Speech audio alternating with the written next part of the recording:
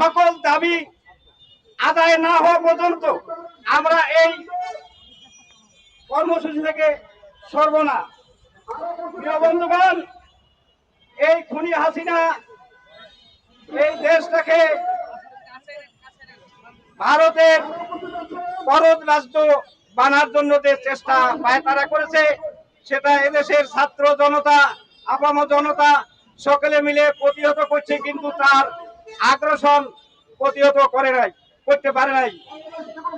কাজেই আমাদেরকে সকল দল মতে ঐক্যবদ্ধ থেকে এই তার আগ্রাসন থেকে মুক্তি করতে হবে। প্রিয় বন্ধুগণ, আমি বক্তব্য দীর্ঘায়িত করব না, আমাদের সিনিয়র নেতৃবৃন্দ আছে, তারা বক্তব্য দিবে।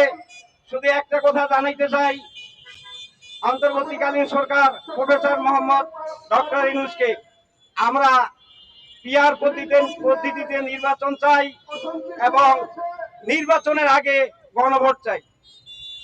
এই বলে আমি আমার বক্তব্য শেষ করলাম। আসসালামু আলাইকুম।